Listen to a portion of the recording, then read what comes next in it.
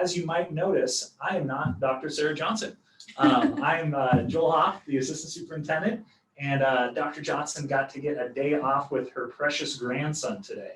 So we like to give her a break. She's been just hammering away at, as you can imagine, 1,000 different things. So we were so excited that she got to at least take a break. And so let me introduce the people in the room, because we are excited to have some special guests. So directly next to me, you'll see the new Barnes Butte Elementary principal, Taylor Troutman. We're excited to have a conversation with her. As always, we have our expert, Jason Carr, who was madly troubleshooting to figure out how to get some internet in a room without internet and broadcast. So Jason Carr's here, and then finally, Mr. Stacy Smith, our fantastic curriculum director, is joining us and monitoring questions online, so you can get your questions in.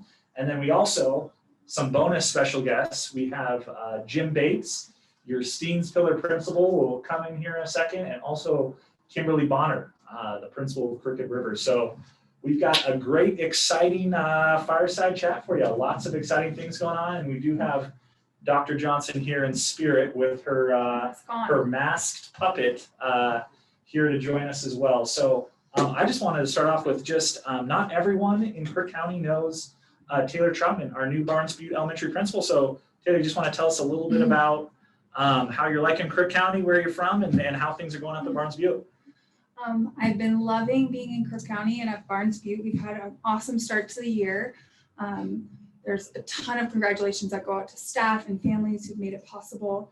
I moved to Bend and the Crook County area last year from Washington, and I've been in education for a little over 10 years.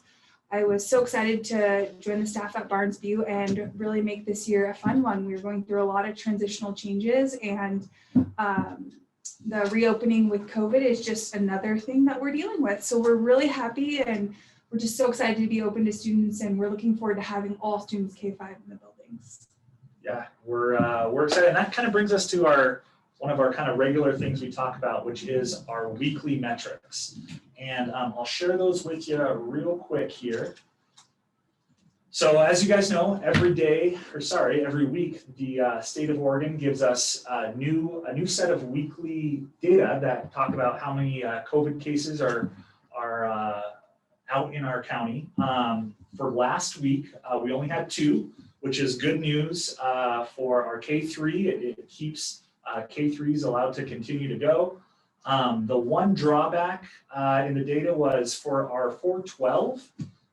If the state test positivity is above 5.6, it makes it, we call that a bad week for us, where we don't meet criteria.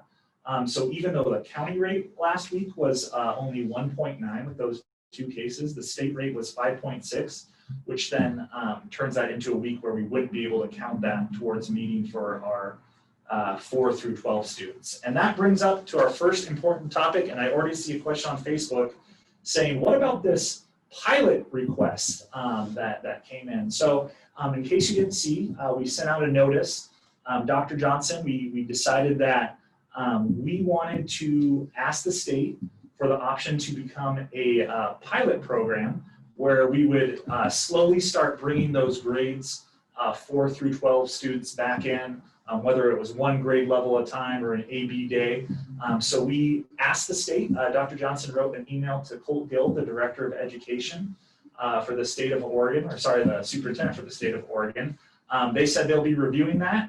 They said we will not get an answer this week, but he is pulling together, I believe, officials from the Oregon Health Authority to review our request and our plan. We will definitely keep you posted. I know we have a lot of families. We heard from a lot of great families at our school board meeting talking about their desire to potentially bring kids back to schools in a safe manner. So we have put that request into the state of Oregon. We'll keep you updated. We haven't heard anything specific back yet, but we will most certainly let you know as it comes through. With that, we don't have school today. We did not have school today. We did have a couple kids show up for school, but we reminded them it was a no student contact Friday. So while we were all working in the buildings and our teachers were in the buildings working on preparations for students, it was a no contact Friday, and we have quite a few of those coming up. And so we wanted to let you know that meal services will continue on Fridays, even though we're having a no contact with students those days. Usually, we don't do meal preparation on days we don't have students. But because this is a challenging time and we know that there's some changes going on and some needs in our community, we are still providing lunches on those Fridays, and there's going to be revised routes. So check the meal route schedule on the district website, and just remember that we're here to provide and help in any way that we can. So Definitely. Yeah. Taylor, what a great special guest. Well, thanks for having me. And our next guest is going to come in to take my spot. I'm going to leave him his notes. And that's Mr. Jim Bates.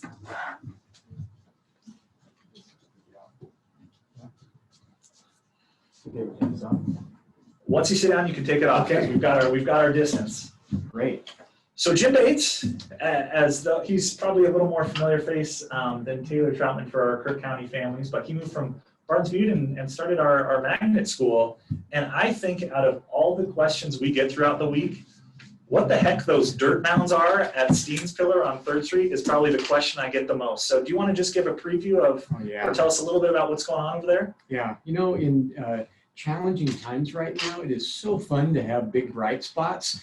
And the buzz around town has been what is going on over at the old Crooked River campus, now Steens Pillar. And we are near the home stretch. We are not only rounding 3rd, we're getting ready to slide across home plate on the adventure park. I just want to give some big shout outs to Jason Snyder and his entire crew. These guys have been working relentlessly for the last month to put something remarkable together. And just in a matter of days, I would predict that this next week, we absolutely will be out in the adventure park, and that's what we're calling it. And we're super excited to have that feature at the Steens Pillar Elementary School. We've got hills, we've got grass, we've got rocks to climb on, we've got trails. All of a sudden, this big, gigantic metal toy seems to be less important than it would have been if we just had had a field full of grass. I'm excited to have the kids participate. It's a place to play and also engage in outdoor learning. And I'm going to be really excited to do some video tours and then face-to-face tours of it as it completes and we begin to have some visitors there. But what a great place for kids. Yeah, we're super excited. I've got a 5-year-old and a 7-year-old, I think. 7, almost 8. And I'm telling you, whenever we take them to any kind of park, they just go and they climb on the rocks. So I think that it was Dr. Johnson and your vision with Snyder to say, let's not make just a normal traditional playground. Let's see what we can do. And I think the end product turned out to be something really special. So and we'll let the community know kind of when that's ready. So if they want to check it out, I know Mr. Bates gives a great tour of Steens Pillar, and we'll be communicating out various details. Well, I love to talk and show off the great things that we're doing in Cook County School District. You just ask anybody and they'll let you know. Speaking of that, yeah, another exciting thing we've had happen at the elementary level is with our Lego kits for kids. And so, with the district, we're really thankful to Facebook for donating the Lego kits for elementary students. I know that they will be coming home, or they already have come home. The Klutz kits, they are full of really interesting STEM activities for the kids. I was just looking through some of the books that I took out, the kits that I took out to Brothers, and then next week out to Paulina. And I would say K-8 actually, that these would be applicable for. Very cool. Yeah, I'm really excited about the different ideas that are in the kits. I just want to give a big shout out and thanks though. Also to Sarah Klon, who's our primary coordinator for this topic. I'm lucky to have Sarah, Mrs. Klon over at Steens Pillar as our instructional coach. But she's also in charge of advancing Lego robotics for the district, and she's doing a great job. I know we have recently distributed our Crook County Weekly Parent Update. Yep. And then there's a link in there. There's a link in there for parents to check out and gives you all kinds of information. Yeah, we're so fortunate, as you guys know, 1,000 times over, to have the Facebook Prineville Data Center. And with them and partnering with them, we're wanting to be a leading district in the state, in the country, for robotics and STEM. And for parents that aren't familiar with that word, STEM stands for science, technology, engineering, and math.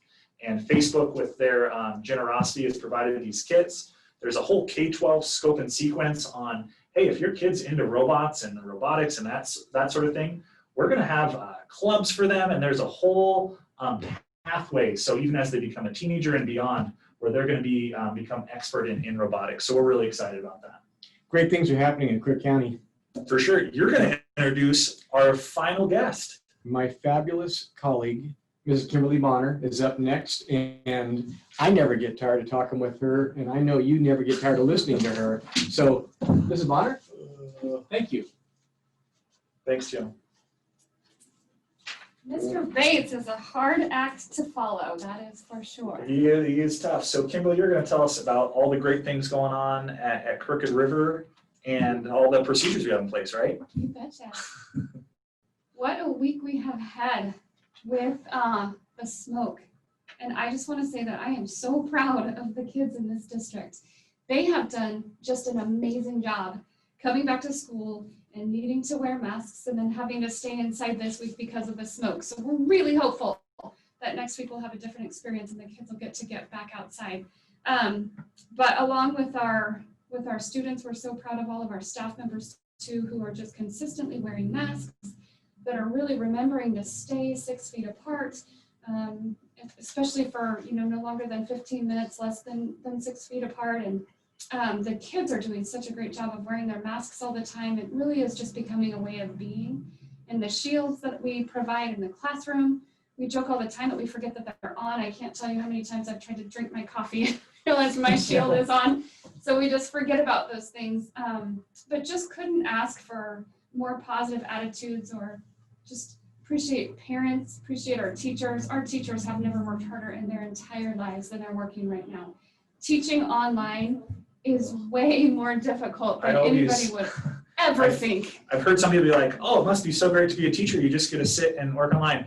I don't think people realize it is the exhaustion. It is more work to teach online. And I know our K-3 teachers are so excited to be back, and our 4-5, 4 through 12 are just itching, but don't think for a second that because it's online that it's any less work for our teachers. They are just hammering. I was thinking today when we were talking about this with some staff members that it reminded me of like when my internet guys call me and they try to tell me, hey, all we need you to do is this. And I'm like, what? And how frustrated I get when somebody calls me and tries to walk me through. That's not what I'm seeing on my screen. Can't you come to my house and just do this for me? And that's what teachers are doing all day long. Yeah. We're looking for the little box up in the right-hand corner.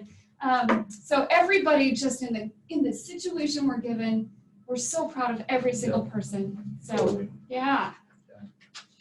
So with that, Kimberly, I think we're going to open it up for questions, and because you were last week, I guess you got to sit here for the question and answer. I see one question on the Zoom, and it's a great question, and it has to do with based on the metrics, the county metrics say that we would be able to meet. I'm going to share my screen just so you can see, just like what Kimberly was saying, you can see what I'm talking about. So the question is, shouldn't our 412 be meeting? Why does it say no? And this is the real tricky thing, and this is what we're finding is really hard about the metrics, is for our grades 4 through 12 to come back. In Crook County, we can only have 2 cases for a week. Our test positivity county rate has to be less than 5. And then the third one that's really hard is the state metric has to be less than 5. So you can see for this past week, we met the case count and the county test positivity rate, but because the state rate was at 5.6, that means that it won't count as a good week for 412. So, and again, that's one of the reasons why, as we've digested these metrics and seen how it worked, that's one of the reasons why we felt it was necessary to request some sort of pilot so that we can begin to safely and slowly bring those 412 students back into the building. But that was a great question, because those metrics it gets really technical, and there's a lot going on with those. So fingers crossed. Fingers I have 2 crossed. high school children that I would very much like to have back in school. Yeah, and just to let everyone know, so if they do say, oh great, we'll grant an exemption, it doesn't mean that we're flinging our doors open and all 4 through 12 come back that next day. We would definitely do that in a slow and gradual way. And those kids in person, don't worry, those kids that aren't in person, 4 through 12, they'd still be getting the same comprehensive distance learning they're getting now. So, And I want to piggyback on that and just say too that we're really talking about how there's some good that's coming out of this. It's not all bad. And how much our students are learning of how to use technology. I mean, we are light years from where we were last March because we have been forced into just a different learning mode. But Yeah. the lifelong skills our students are learning because of this, I promise there's some good. There's always Yeah, a silver lining, that's right? right. You know, it's funny when the smoke rolled in, it was just like, all right, we just have to figure out how to make it work, how to keep serving families. And we're just so thankful that our community has been so flexible and gracious and understanding, because it truly is a partnership, and we want to be here to meet your needs, to meet your educational needs, to help out the best we can, even in the crazy world of 2020. So, Stacy, Jason, I'm not seeing many questions coming through. I don't have any on Facebook Live, All right. and I checked the other pages and I don't see any. I need to Oh, double I check. got Rob Bonner is giving me the wait 1 second look. So if you would allow, I have some information on our yearbooks. Oh, Rob, thank you so much. That's my fault. I knew you had information and I didn't acknowledge. It was because I'm sitting next to your wife and we were just having a great conversation. I don't blame you at all. So let me, I had this email up. Let me make sure I don't read the wrong thing here. So yearbooks are in and we're planning on distributing next week. Graduated seniors. So the class of 2020 can come in any day next week during business hours from 8 to 3:30 to pick up their yearbooks. Current seniors will come in on Tuesday. Current juniors will come in on Wednesday. Current sophomores on Thursday. And this will all be posted on the website here shortly. So that'll be easy to look at again. Thank you so much, Rob. My pleasure. I did have a question come in. Can you talk about the hybrid model? Like, would it be 2 days in and 3 days out? That's a really good question. Joel, just so you know, parent posted on the Crooked River page, what's it looking like for reopening for 412? So you might just want to quickly. Okay, just recap. So just to give a recap of that the whole issue. So I think it was Wednesday. We decided that we would request from the state. We sent in an email saying we're requesting that we're allowed a pilot where we would begin to start a hybrid model where we would slowly begin bringing our grades 4-12 students back, because as the metrics came out, again, because the state metric didn't meet, we're again 3 weeks away. So we said, you know what, we believe we can do it safely. So we requested that pilot. And what that hybrid model would look like, just real generally speaking, is we would start to bring one grade level in at a time for 4 through 12. So for example, the middle school, they would bring back 6th graders one day, the next day 7th graders, the next day 8th graders, and begin teaching procedures. Similarly at the high school, they'd start by bringing in just cohorts. So bring in 9th grade one day, 10th grade the other. However, it might even change from there. It's all about what we can do safely. So I know even the middle school is considering, well, it might be more safer to do an A-B kind of schedule. So we'll make sure as we move closer. Right now, we've just submitted it to the state saying, hey, we want to start talking and exploring what options we have. Those details will certainly be provided as we get closer if the state approves. The state could come back and just say, sorry guys, no way. So we don't want to get people's, say, okay, this is exactly how it's going to work, when the state could just come back and say no. But the whole purpose of the pilot request was just to say, hey, state of Oregon, here in Crook County, we're interested in starting to bring some 4th through 12th graders back. So the details will definitely be fleshed out as we move forward, but that's kind of where it sits right now. Good question. What is the plan for 6th grade camp for last year's 6th graders?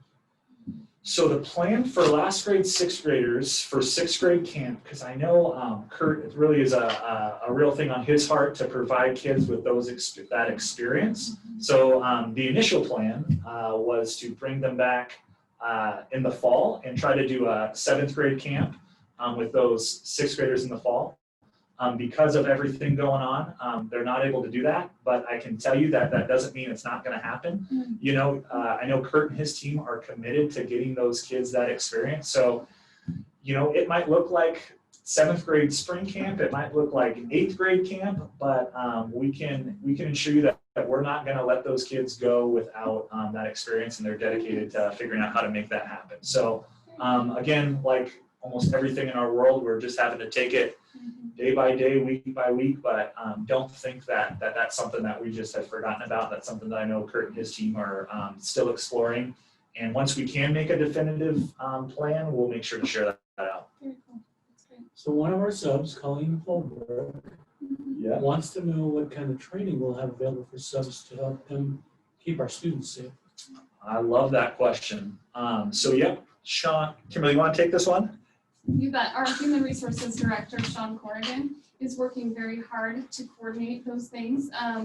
One of the things about being out today is our teachers had time to prepare for, like, if they're teaching in person right now, if there's a scenario that we have to go out of school, they were planning for that. Those who are teaching out of school right now, if there's a scenario where we have to come back in, and part of the agenda topic today was sub-plans. And so teachers have been laying out very clearly, step by step, what the day would look like and what would be expected from subs.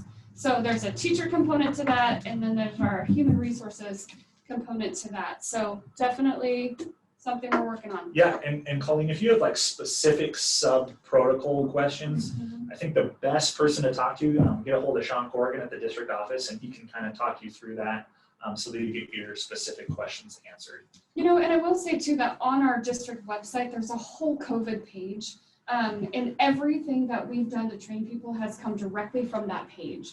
And anybody in the public can read that, can look at that, and can call with any specific questions. But that's exactly the information that we've been trained on, so feel free to look at that. We had a nice shout out from Jeff Reynolds, who's thanking us for the changes we've made to our comprehensive distance learning. Much better. Yes. Son likes it much better than last spring. That is good to hear. Yeah, it's, I mean, we all know that comprehensive distance learning is not ideal.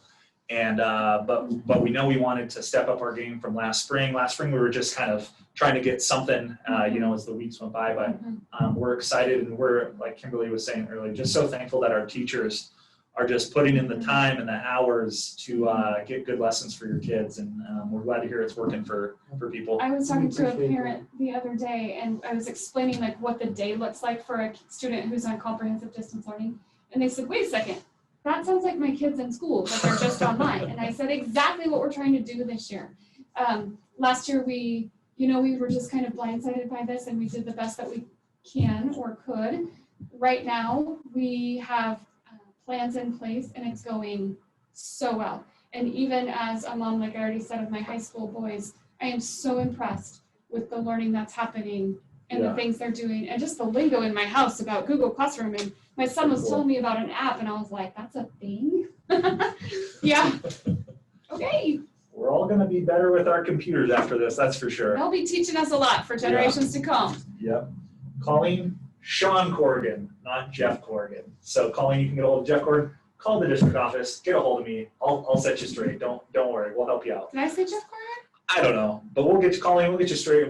We'll get you straight now. I know Jeff Corrigan. Colleen Holbrook wondered if we said Jeff Corrigan, we didn't. Okay. Yeah. Oh, okay. All right, I think that's all the questions. Stacy, are we missing any? Let me do one quick check. I think we've got everything. I believe, as he's checking, I believe the smoke's supposed to go away.